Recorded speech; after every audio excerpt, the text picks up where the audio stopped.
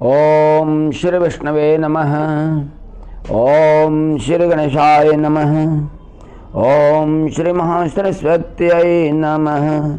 ओम श्री उमामहेश्वराभ्यां नमः। वंदे देवमुमांपतिं शिवगुरुं वंदे जगत्कारणं वंदे पन्नगभूषणं मृगधरं वंदे पशूनां पतिं वंदे सुरेशशाङ्खवन्निनयनं वंदे मुकुन्दप्रियं वंदे भक्तजनाश्रयं च वरदं वंदे शिवं शङ्करम्।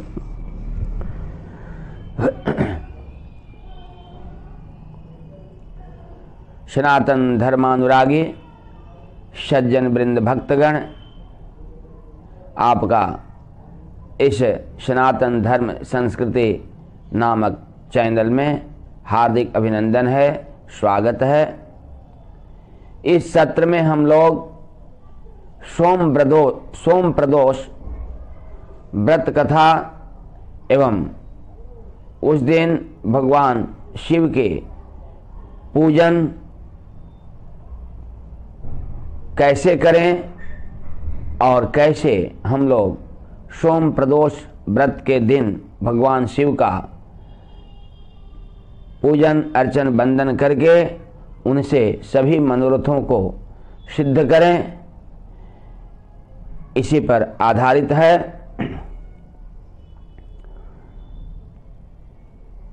दिनांक 21/11/2022 को सोम प्रदोष व्रत है।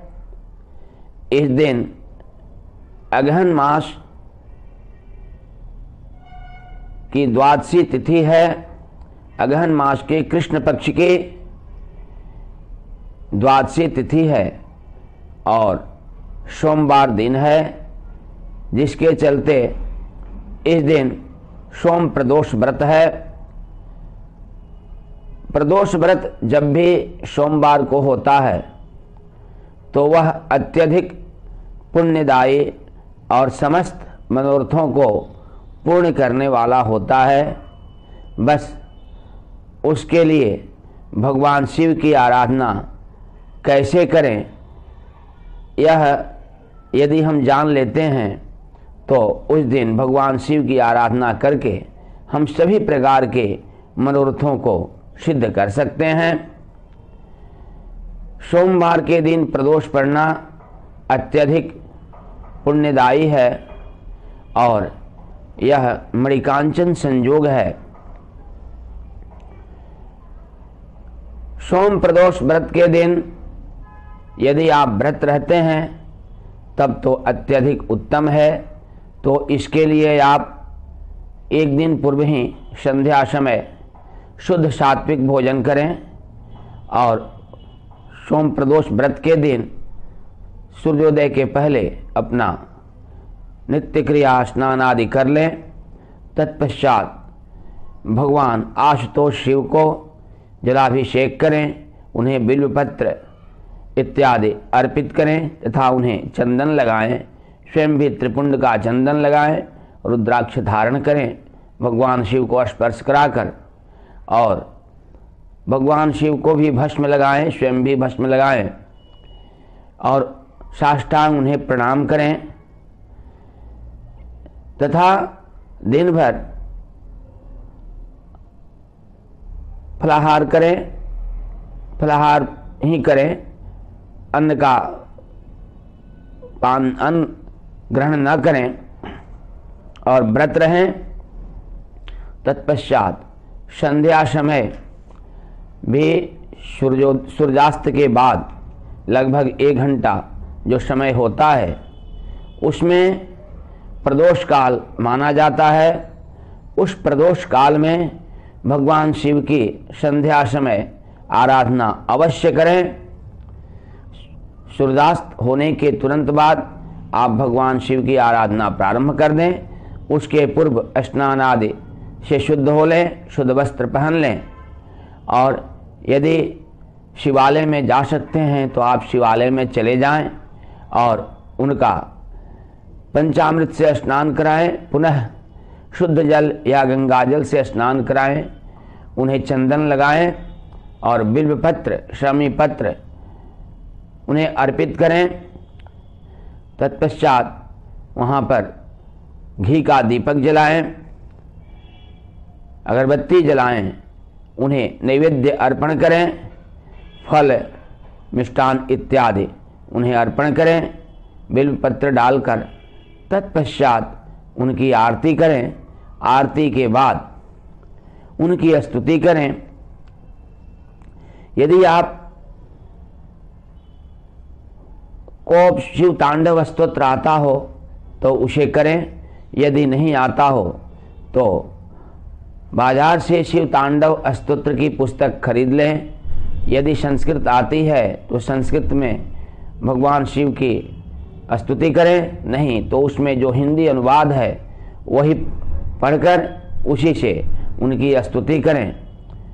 इतना करने से आपको मनोवांछित फल की प्राप्ति होती है। इस सभी शिव पूजन के पूर्व आप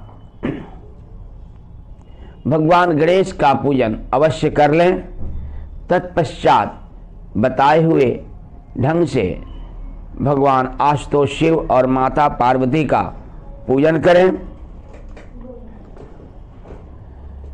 और अंत में शिव तांडव स्तोत्र से भगवान शिव की सप्रेम स्तुति करें तो आपको मनोवांछित फल की प्राप्ति अवश्य होगी, इसमें कोई संदेह नहीं है।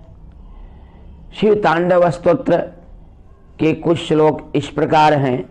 जटाटवी गलज्जल प्रवाह पावित स्थले गले वलंब लंबितांबुजंग तुंग मालिकाम डमड्डमड्डमड्डमड्डमड् निनादवड्डमर्वयं चकार चंडवं तनोतु नः शिव शिवम।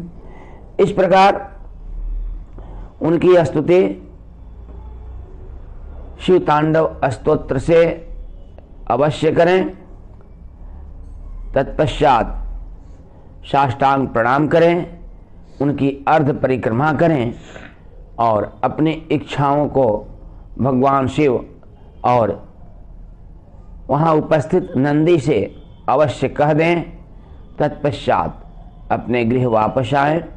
यदि यह संभव नहीं हो तो घर पर पार्थिव पूजन करके अर्थात शुद्ध मिट्टी का भगवान शिव और उनके परिवार के सदस्यों को बनाकर, रुद्रगणों को बनाकर उनका विधिवत पूजन अर्चन बंदन करें।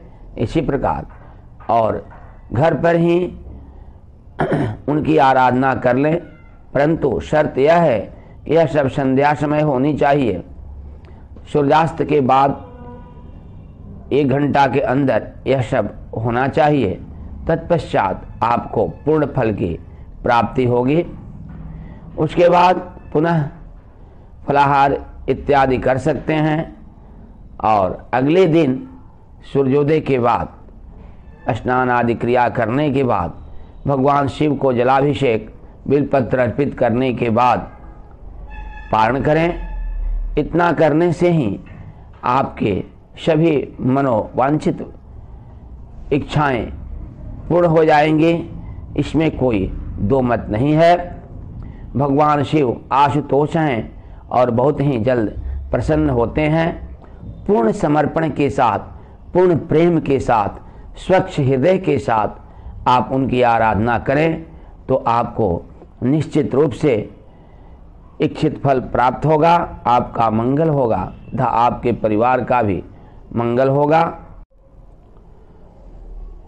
आइए अब हम सभी सोम प्रदोष व्रत की कथा को जानते हैं और इसके महत्व को भी समझते हैं।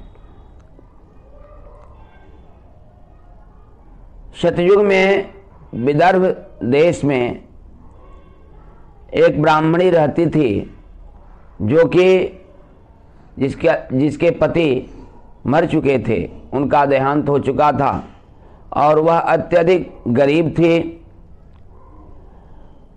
उसका कार्य, उसका जीविकोपार्जन नहीं हो पा रहा था और बहुत ही गरीब होने के चलते वह भिक्षाटन से अपना पेट पालती थी। उसका एक छोटा सा बच्चा भी था, वह लड़का भी उसके साथ ही रहता था और वह भिक्षाटन करके जो कुछ भी लाते उसी से माँ और पुत्र का कार्य चलता था, उनकी बुभुक्षा की शांति होती थी। वह अत्यधिक गरीब थी, फिर भी वह सोम प्रदोष व्रत अवश्य करते थे। साथ ही सोम प्रदोष व्रत के दिन शिव की विशेष आराधना अवश्य करती थी। वह शिव के परम भक्त थे। गरीबी उसको उनकी भक्ति से अलग नहीं कर पाया था और वह इतना गरीब होने के बावजूद भी शिव पर समर्पित रहते थे। एक दिन वह भिक्षाटन करके आ ही रही थी कि रास्ते में एक कराहता हुआ घायल लड़का मिला, जो कि